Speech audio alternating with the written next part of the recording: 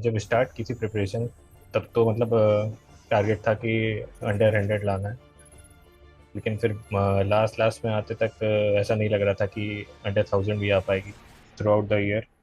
और syllabus 70% above syllabus cover कर लिया है, तो उसकी रैंक मतलब आ ही जाएगी।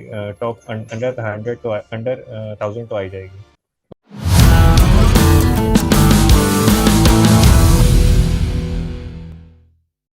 Hi everyone. आज हमारे साथ एक बहुत ही स्पेशल गेस्ट हैं सुभाशीष, जिन्होंने गेट एग्जाम में कंप्यूटर साइंस में बहुत ही बेहतरीन रैंक हासिल की है।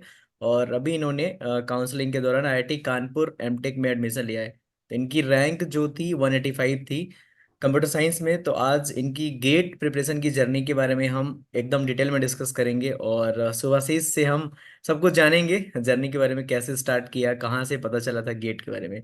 तो वेलकम सुभाषिस। हम जानना चाहेंगे थोड़ा सा थैंक यू। आपका इंट्रोडक्शन। आप मतलब कहाँ से बिलोंग करते हैं, क्या मतलब कौन सी कॉलेज से आपने बीटेक किया है? तो आप थोड़ा सा एक ब्रीफ में अपना इंट्रोडक्शन हमें दे दीजिए। मैं कानपुर उत्तर प्रदेश से बिलोंग करता हूँ, और मैंने अपना BTech Jabalpur engineering college Jabalpur से किया है। ओके। तो कंप्यूटर आईटी ब्रांच से। सुभाषिस राइट। आईटी ब्रांच से हैं, और उन्होंने मतलब मेरे कॉलेज से, सेम कॉलेज से। Okay. So he is my junior. Okay, so I have some questions जो मैं आपसे पूछूंगा, ठीक है? तो सबसे पहले आप ये बताइए कि ये मतलब आपने गेट में 185 रैंक लाई, मतलब आपको पहले से आइडिया था जब आप तैयारी कर रहे थे कि मतलब इतना अच्छा रैंक आ जाएगा? नहीं, पहले से आइडिया तो नहीं था। मतलब जब स्टार्ट की थी प्रिपरेशन, तब तो मतलब टारगेट था कि अंडर 100 लाना है। लेकिन फिर लास्ट लास्ट में आते तक ऐसा नहीं लग रहा था कि अंडर 1000 भी आ पाएगी। लेकिन तो फिर एक 185 आ गई। एक बात बताइए, जब आपका रिजल्ट आया तो क्या रिएक्शन था आपका? मतलब 185 रैंक, मतलब आप खुश थे, बहुत ज्यादा खुश थे, थोड़ा सा मतलब ऐसा था कि अच्छी रैंक नहीं आई? नहीं, मतलब खुश तो था, काफ़ी खुश था, क्योंकि मैं 1000 भी एक्सपेक्ट नहीं कर रहा था। तो 2-3 दिन तक तो काफ़ी खुश था, लेकिन फिर हम्म। बाद में सब नॉर्मल। ओके, चलो, बहुत अच्छा है, मतलब बढ़िया रैंक है। आईआईटी कानपुर से एमटेक करोगे, बढ़िया है। अब कुछ क्वेश्चंस है मेरे कि आपका जो ये गेट एग्जाम था, आपने 2024 में दिया, वो कौन सा अटेम्प्ट था आपका? वैसे तो ये मेरा दूसरा अटेम्प्ट था, मैंने 23 में भी दिया था। लेकिन उस टाइम मैं थर्ड ईयर में था, तो मतलब थर्ड ईयर वाले एलिजिबल रहते हैं, तो मैंने फॉर्म भर दिया था। हम्म। लेकिन इस प्रिपरेशन मैंने मतलब लास्ट ईयर से ही स्टार्ट की थी, 23 गेट 23 देने के बाद से। ओके, तो अब अभी आपने जो रैंक लाई है वो फाइनल ईयर में लेके आए हैं आप, 185 रैंक। हाँ हाँ, फाइनल ईयर में। तो ये आप एक मतलब एक मोटिवेशन हो सकती है लोगों के लिए जो बोलते हैं कि गेट के लिए ड्रॉप लेना कंपलसरी होता है, क्योंकि कॉलेज के साथ कर पाना नहीं ऐसा। मैनेज होता है। तो वो आप हम हाँ, आगे ऐसा देखेंगे ऐसा। कि आपने कैसे मैनेज किया था। बहुत बेहतरीन काम किया आपने, आप एक मोटिवेशन जरूर बनेंगे, क्योंकि मेरे चैनल पे लोग पूछे रहते हैं कि कॉलेज के साथ कैसे मैनेज करें। तो हम आगे आपसे जानेंगे। तो मुझे आप ये बताइए कि अपने बैकग्राउंड के बारे में बताइए, आपने स्कूलिंग वगैरह कहाँ से की, क्या आपने जेई वगैरह की प्रिपरेशन की थी पहले? स्कूलिंग मैंने यही कानपुर से की थी, एयरफोर्स स्कूल कानपुर से। अच्छा। और 2020 बैच था मेरा। 2020 में मैंने 12th किया था। और जेई की प्रिपरेशन मैंने नहीं की थी। तब अच्छा, 11th 12th में मैंने जेई के लिए प्रिपेयर नहीं किया था। तो यही मतलब रीज़न था एक तरह से गेट के लिए प्रिपेयर करने का मेरा। तो आपने 12th के बाद ड्रॉप लिया था 1 साल का? नहीं नहीं, मैंने मतलब 2020 में क्या हुआ था कि कोविड आ गया था।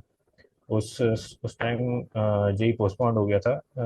उस टाइम अप्रैल में जो होता था, वो सितंबर में पोस्टपोन्ड हो गया था। तो हम्म। वो जो 2-3 महीने मिल गए थे बीच में, उस टाइम मैंने सेल्फ प्रिपरेशन की थी। और उसमें ही मेरे 94% कुछ आ गए थे, तो जेईसी मिल गया था।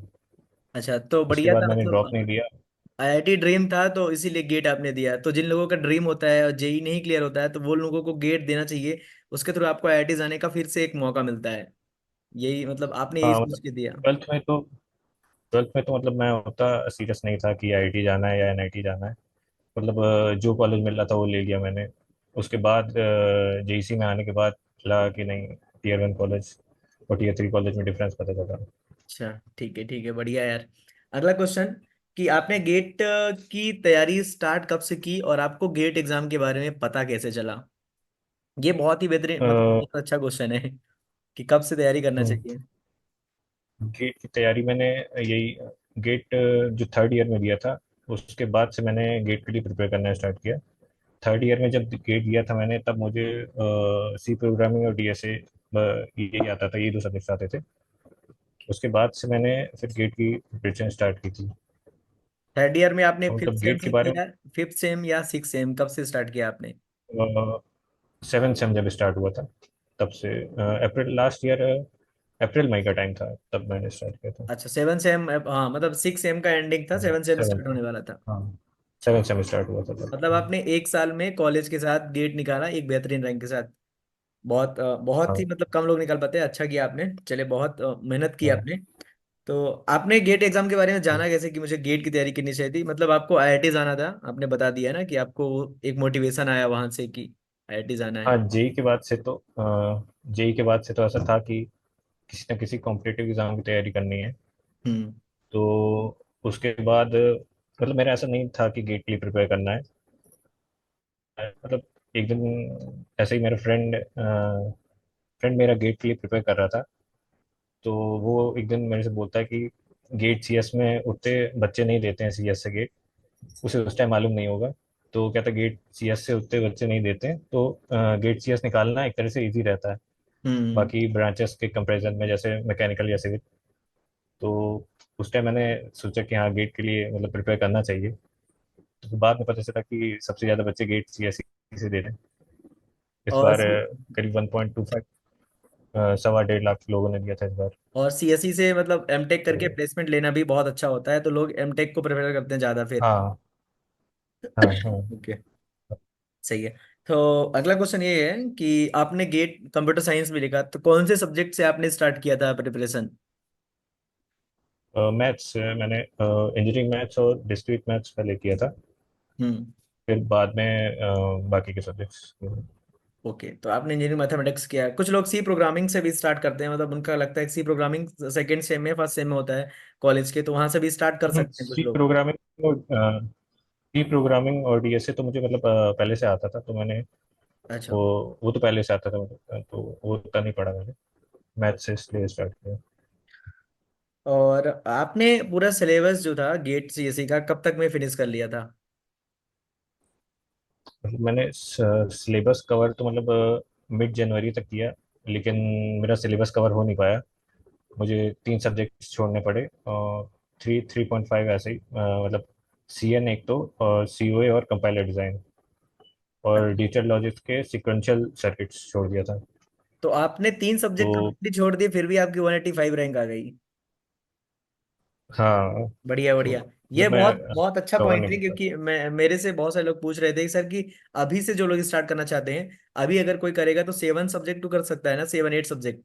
और आपने भी उतने ही किए और आपकी भी हम्म बेहतरीन रैंक आई। हम्म। तो अगर अभी भी कोई करता है तो 500 के अंदर रैंक तो ला सकता है ना, स्टार्ट करेगा तो। हाँ हाँ, बिल्कुल बिल्कुल। अच्छा, बिल्कुल आ तो सकता है। ये मतलब एक और पॉइंट हो गया कि आपने सब्जेक्ट छोड़े थे। ठीक है हम्म कि आपकी स्ट्रेटजी क्या थी? मतलब आपने कोई टेस्ट सीरीज ली थी? आप कैसे टेस्ट देते थे? पहले लेक्चर करते थे, फिर लेक्चर तो पहले किया आपने, फिर पीवाईक्यूज किया आपने, या टेस्ट लगाए? क्या सीक्वेंस रहता था आपका? टेस्ट सीरीज तो मैंने गो क्लासेस के ली थी टेस्ट सीरीज। मैं हम्म। पहले लेक्चर देखता था, फिर उसके बाद पीवाईक्यूज करता था, उसके बाद टॉपिक टेस्ट देता था। तो ऐसे ही मैंने मतलब मिड जनवरी तक मैंने ऐसे ही सिलेबस कवर किया। आपने फुल लेंथ टेस्ट की सीरीज भी लगाई होगी, टेस्ट सीरीज लगाई होगी। नहीं, फुल लेंथ मैं नहीं दे पाया था क्योंकि टाइम नहीं बचा था उतना। फुल लेंथ मैंने दो ही दिए थे, फुल लेंथ मैं नहीं दे पाया था उतना। अच्छा, मतलब ठीक है, मतलब ऐसा भी है कि अगर आप मतलब आपसे एग्जाम देते बनता है तो आप मतलब टेस्ट मत दो, फिर भी आपने टॉपिक वाइज दे दिए, फिर भी आपका हो गया, मतलब बेहतरीन रैंक आ गई। ठीक है। हाँ तो हाँ। आपने फाइनल ईयर के साथ गेट निकाला, मतलब बहुत सारे लोग ऐसे कंप्लेंट करते रहते हैं, सर हमसे मैनेज नहीं हो पाता, कॉलेज करें, कोडिंग करें, या मतलब गेट एग्जाम की तैयारी करें। तो आपने कॉलेज के साथ कैसे मैनेज किया? आप बोले आप डीएसए भी आपने किया, कोडिंग किया है ना?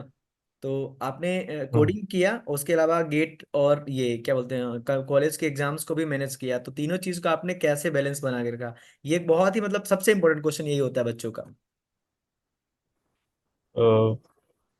कॉलेज के साथ तो मतलब सुबह में जैसे सुबह में 7 बजे उठता था, तो 7 से 8 9 बजे तक गेट के लिए पढ़ लिया। और उसके बाद 10 बजे कॉलेज चले गए और 2 बजे आ गए वापस। उसके बाद शाम को ट्राई करता था कि रिवीजन करूं, वैसे हो नहीं पाता था उतना कॉलेज के बाद। और एंड सेम्स के टाइम तो वही 2 दिन पहले पीवाईक्यूज खरीद लिए। वो खरीद लिए, मिल प्रीवियस दो जाते तीन हैं। साल के राज देख के चले कंप्यूटर्स पे गए। मिल जाते हैं, राज कंप्यूटर्स पे। हाँ, राज कंप्यूटर। हाँ। तो उससे ही 7 साढ़े 7 जीपीए तक आ जाते थे। बाकी ये सब भी चलता था। गेट के सब्जेक्ट भी हेल्प किए होंगे आपको सेमेस्टर एग्जाम में, जैसे सीएन वगैरह। सीएन तो आपने पढ़ा नहीं, कुछ सब्जेक्ट तो हेल्प किए होंगे टीओसी वगैरह एग्जाम में। जब मैंने गेट की प्रिपरेशन चालू की थी तब सारे गेट के सब्जेक्ट्स हो चुके थे ओके। कोर्स में। हम्म। ऑफ कोर्स मैंने सेमेस्टर एग्जाम्स ऐसे ही पास किए थे, मतलब पीवाईक्यूज देख के। तो मुझे आते नहीं थे मतलब कोर कंप्यूटर साइंस के सब्जेक्ट्स। अच्छा। एक बढ़िया, तरह मतलब से। ठीक है। मेरे टाइम पे तो ऐसा था कि मैंने मतलब स्टार्ट किया था बहुत पहले, मतलब मैंने थर्ड ईयर में स्टार्ट किया था मैंने भी। तो मैं सीएन वगैरह, मतलब सीएन अच्छा। का तो मुझे याद है, सीएन से रिलेटेड तीन चार सब्जेक्ट थे।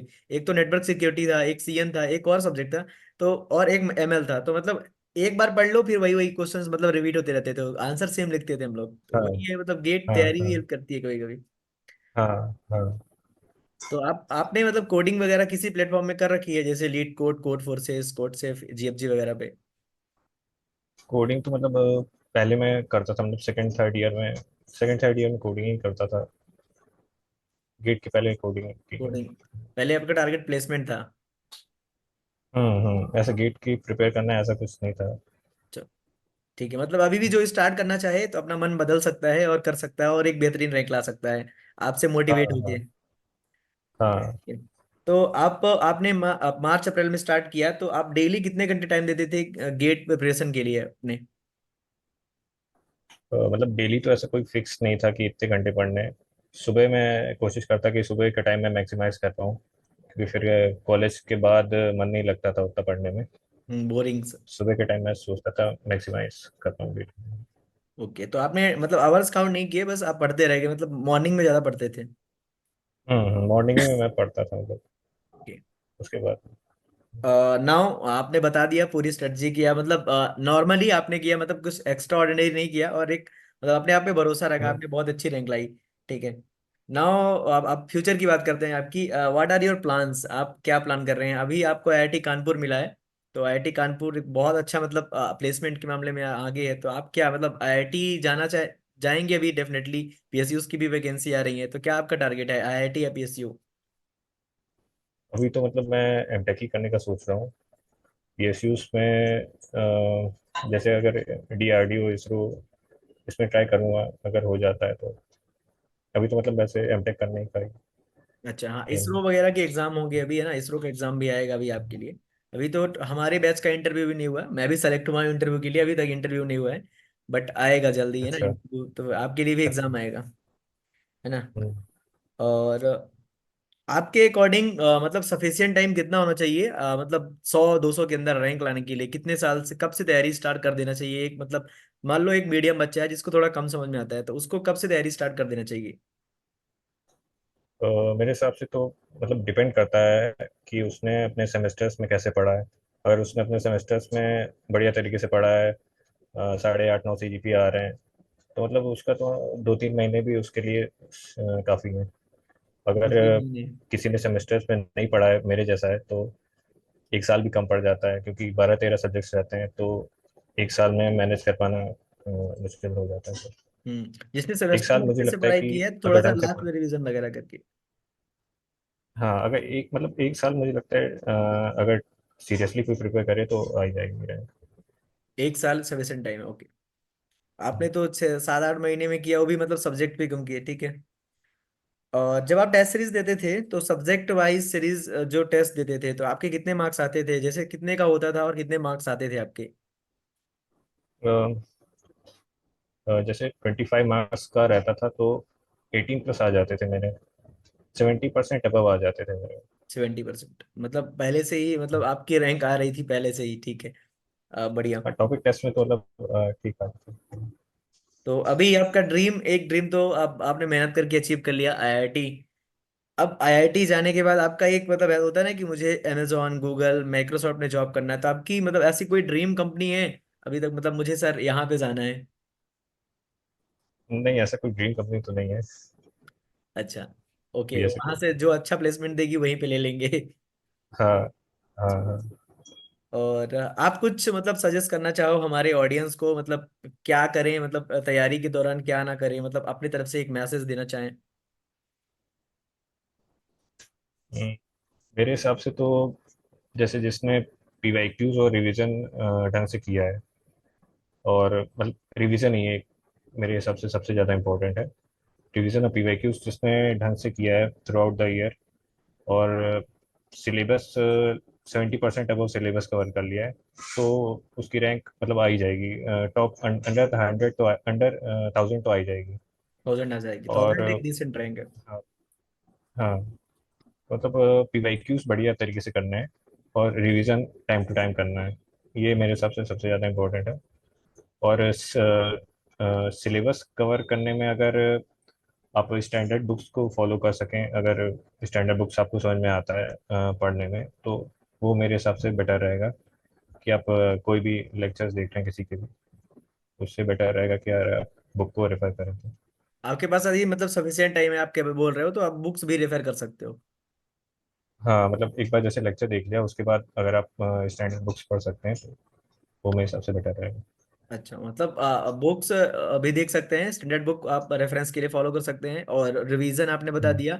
और पीवाईक्यूज का काफी रोल होता है, क्योंकि आपको आइडिया लगता है कि कैसे क्वेश्चंस आते हैं, है ना? हाँ, पीवाईक्यू सबसे ज़्यादा इंपॉर्टेंट रहता है मुझे लगता है। अच्छा।